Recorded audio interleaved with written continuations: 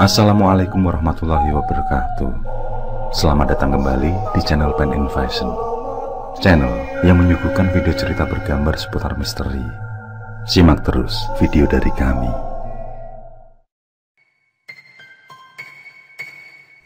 Nina Bobo, oh Nina Bobo, kalau tidak bobo digigit nyamuk. Sebuah lirik lagu terkadang tidak bisa dilepaskan dalam satu masa kehidupan seseorang.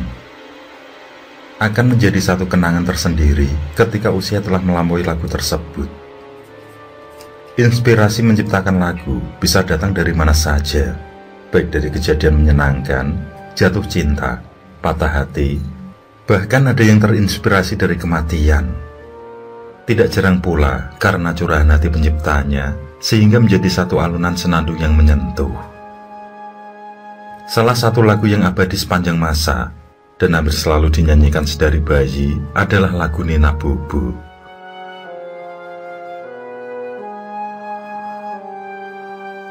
Lagu ini memang sangat populer di tanah air. Liriknya sederhana, iramanya mengayun lembut, yang bisa membuat siapapun yang mendengar. Konon, lagu ini diselimuti mitos misteri selama bertahun-tahun. Misteri lagu Nina Bobo. Lagu Nina Bobo yang dinyanyikan oleh Anneke Grönloh mulai ngetop sejak era 1960-an. Anneke sendiri mengembuskan nafas terakhirnya pada 14 September 2018 di usia 76 tahun. Penyanyi Belanda kelahiran Indonesia itu tutup usia di kediamannya bagian selatan Prancis karena menderita sakit paru-paru. Meskipun ia sudah tiada, tapi lagu Nina Bobo akan abadi selamanya. Sedangkan untuk penciptanya sampai saat ini belum diketahui pasti.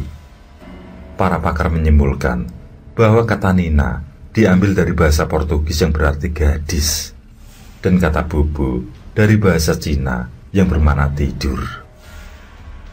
Entah mengapa bisa terjadi dua benturan bahasa dalam lagu tersebut. Bukan hanya di Indonesia, lagu Nina Bobo juga sangat familiar di tengah masyarakat Malaysia, Singapura, dan Brunei Darussalam.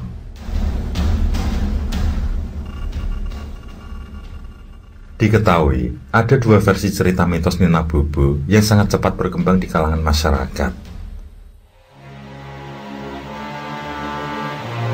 Yang pertama, dikisahkan ada seorang gadis belia bernama Helenia van Rotsnik. Dia adalah seorang komposer musik klasik yang tinggal di satu wilayah Nusantara. Kepindahannya dikarenakan terlalu banyak pesaing musisi di negaranya. Di tempat yang baru, bersama orang tuanya, dia pun memulai hidup baru.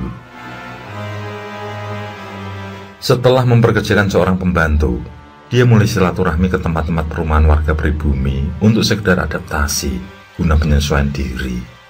Selain itu, dia juga belajar mengenal tentang budaya adat istiadat pribumi.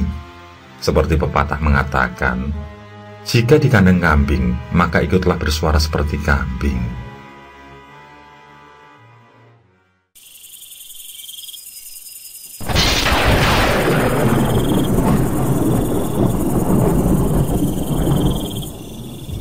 Hingga suatu ketika, hal aneh datang menimpa Helenia. Keanehan yang sulit diterima dan menimpa tanpa terduga sebelumnya. Keanehan tersebut berawal saat malam hari yang gelap. Tidak ada tanda-tanda mau hujan, bahkan mendung pun tidak ada. Namun terjadi sambaran petir menggelegar di sana sini. Dengan kilatan maut, petir-petir itu saling sambung menyambung, bagaikan monster raksasa ganas setengah mengamuk. Sungguh suasana malam mencekam.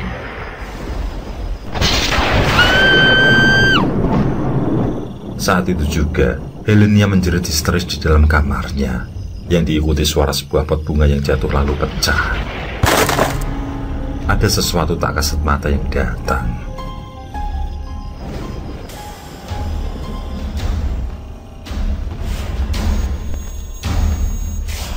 Ayah serta ibu Nina terkejut dan serta-merta berburu ke kamar putrinya. Namun pintu kamar Helenia dalam kondisi terkunci. Pada akhirnya, pintu pun berhasil didobrak oleh sang ayah. Setelah berhasil masuk, kedua orang tua ini mendapati putrinya dalam kondisi sangat tidak wajar. Tampak Helenia dalam posisi kayang bergerak mundur, dengan tidak henti-hentinya menjerit histeris. Bahkan terkadang mengumpat dengan bahasa Belanda. Rambutnya yang pirang menjadi kusut tidak beraturan. Tatapan matanya hitam legam, membuat kedua orang tuanya semakin ketakutan dan cemas. Seketika, sang ibu berteriak histeris, disusul berucap kalau putrinya bukanlah Helenia, akan tetapi roh jahat yang bersemayam dalam tubuh sang putri. Akibat peristiwa mengerikan itu, kondisi Helenia semakin mengkhawatirkan. Hal itu membuat sang ayah memutuskan untuk memasung di dalam kamar sampai menemukan jalan keluar guna memulihkan anak semata wayangnya. Namun semakin hari, kondisi Helenia bukannya membaik, tapi justru kian memburuk. Tubuh Helenia semakin kurus dan wajahnya pucat pasi. Di setiap malam, dia selalu menjerit-jerit histeris tanpa sebab. Tidak ada lagi yang bisa dilakukan oleh kedua orang tuanya. Peristiwa memilukan yang tidak kunjung berakhir ini membuat sang ibu hanya bisa menangis, tidak tega dengan nasib yang menimpa sang putri. Hingga di saat kondisi benar-benar tidak terkendali, ayah Helenia pun putus asa. Kemudian memutuskan pulang ke negeri Belanda meninggalkan istri dan putrinya. Termasuk pula seorang pembantu yang juga tidak tahan menanggung pilu, juga memutuskan untuk pulang. Tinggallah sang ibu dan Helena saja di rumah yang kian tidak terawat itu. Akhirnya, rumah mereka terlihat seram dan menakutkan bagi yang kebetulan lewat.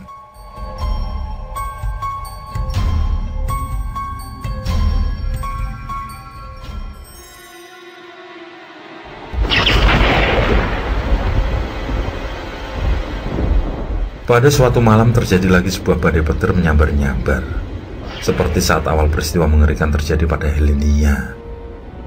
Akan tetapi, kali ini Helenia tidak lagi menjerit seperti biasanya. Bahkan, di dalam kamar dia terlihat tenang dan hening. Melihat kondisi sang putri yang tidak lagi menjerit-jerit, hati sang ibu sedikit lega, namun tetap merasa cemas. Sang ibu merasa bahwa putrinya sudah sembuh. Merasa penasaran, dia pun mencoba mengintip putrinya dari celah pintu kamar. Didapati, sang putri ternyata tengah duduk tenang di atas tempat tidur. Namun beberapa saat kemudian, Helenia mendadak menangis. Dan saat itu juga, sang ibu masuk ke kamar lalu memeluknya erat. Pelukan sang ibu yang penuh kasih sayang, penuh keharuan dan kepiluan.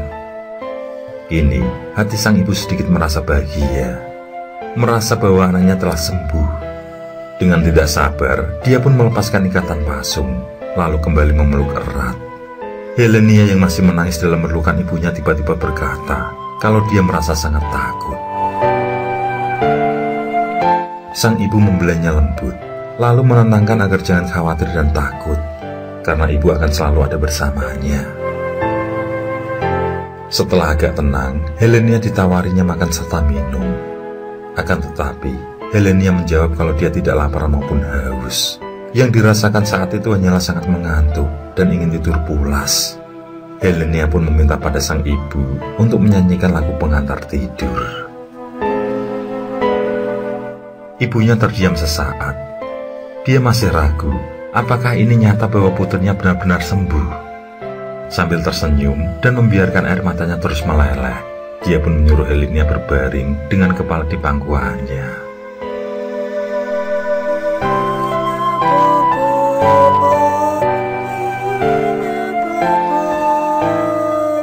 Di saat itulah, sang ibu melantunkan sebuah lagu secara berulang. Sesaat kemudian Helenia putri malang itu telah terlelap dalam tidur. Wajahnya yang pucat pasi telah kembali tampak segar. Bahkan saking terlelapnya, Helenia tidak lagi bergerak. Nafasnya tidak terdengar lagi. Detak nadinya tidak lagi jalan dan darahnya berhenti mengalir.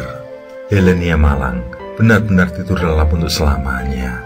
diiringi lagu pengantar tidur karya sang ibu usai berjuang melawan penderitaan dalam waktu yang lama.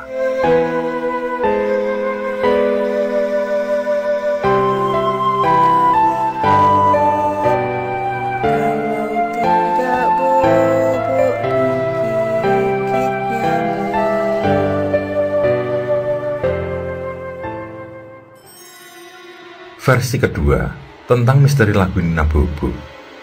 Dikisahkan pada tahun 1871, lahir seorang anak gadis dari pasangan Belanda Indonesia bernama Helenia Mustika van Rotsnik. Ayahnya keturunan Belanda bersama Kapten van Rotsnik, sedangkan ibunya bernama Mustika, seorang keturunan Jawa yang sehari-hari menjadi seorang penari. Helenia sedari kecil memang memiliki gangguan tidur. Dia sering rewel dan susah tenang apabila waktu tidur telah tiba. Untuk menenangkan sang buah hati, ibunya selalu bersenandung kecil hingga Helenia tertidur. Lama-kelamaan, hal ini menjadi kebiasaan. Helenia tidak bisa tidur jika tidak dinyanyikan lagu pengantar oleh ibunya. Melihat itu, ayah Nina meminta istrinya untuk menciptakan sebuah lagu pengantar tidur untuk putri kesayangan.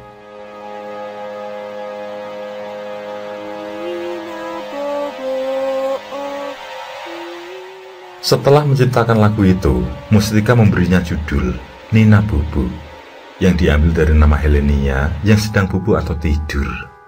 Liriknya pun menyesuaikan keadaan rumah mereka saat itu yang banyak nyamuk. Kalau tidak bobo digigit nyamuk. Pada tahun 1875, Helenia sakit demam yang tinggi sehingga membuatnya menangis setiap malam.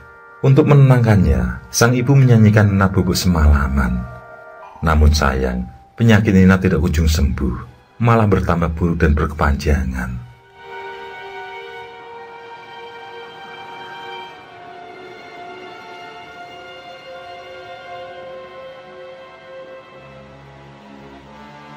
Suatu malam di tahun 1878, nyawa Nina tidak terselamatkan karena penyakitnya yang parah. Ayah dan ibu Helenia pun diselimuti rasa sedih karena kehilangan. Ditambah sang istri yang terus bersenandung lagu Nina Bobo kesayangan putrinya. Pada suatu malam di hari ke-7 setelah Helenia dimakamkan, ayahnya mendengar senandung istrinya menyanyikan lagu Nina Bobo dari kamar mandi. Suaranya menggema kemana-mana. Setelah menanyakan kepada istrinya kenapa menyanyikan lagu itu dengan keras, ayah Helenia menjadi terperangah mendengar jawaban istrinya, yang katanya dia mendengar suara Nina sedang menangis di kamar mandi, sehingga dia pun bersenandung lagu Nina Bobo.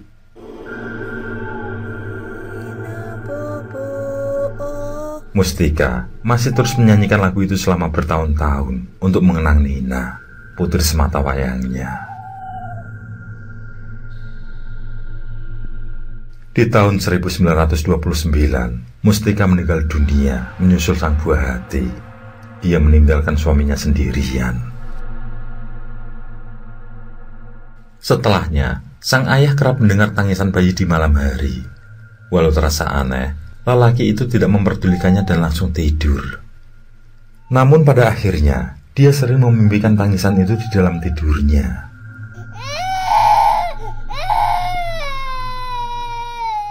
Suatu malam, saat mendengar tangisan anak kecil itu, ayah Nina masih tidak menggubris dan beranjak pergi tidur. Saat tengah malam, tangan mungil yang diiringi tangisan gadis kecil berusia 6-7 tahun membangunkan Kapten van Rotsnik dari tidurnya. Menggoyangkan tangannya seraya berkata, Papa, kok Papa tidak nyanyi untuk Nina? Saat sang kapten membuka mata, dia melihat sosok istrinya menggendong Nina dengan bersenandung lagu Nina Bobo yang menggema di seisi ruangan.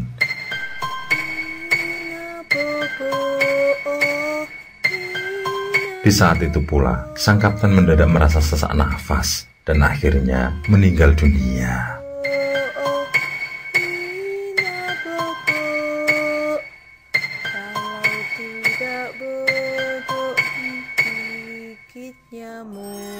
Dua versi tersebut dengan cepat merebak di masyarakat Indonesia. Secara turun-temurun, banyak orang menceritakan kisah yang menarik ini berulang-ulang. Namun ada beberapa mitos yang mengatakan, jika ada yang menyanyikan lagu Nina Bobo ini selama 3 hari saat hendak tidur, apabila di hari keempat tidak menyanyikannya, maka sang buah hati tidak akan bangun lagi. Mitos lain mengatakan, untuk bertemu dengan sosok Helenia, matikanlah semua lampu kamar dan nyanyikan lagu Nina Bobo di depan cermin hingga selesai. Ketika pergi tidur, maka Helenia akan menampakkan dirinya, meminta dinyanyikan lagi lagu Nina Bobo. Mitos yang terakhir, apabila menyanyikan lagu Nina Bobo ini sebagai lagu pengantar tidur pada sang bayi, dan pada malam itu terjadi badai petir, maka setelah sang anak tidur dan tepat ketika meninggalkannya, Helenia akan datang di samping sang bayi dan membuatnya terlelap untuk selamanya.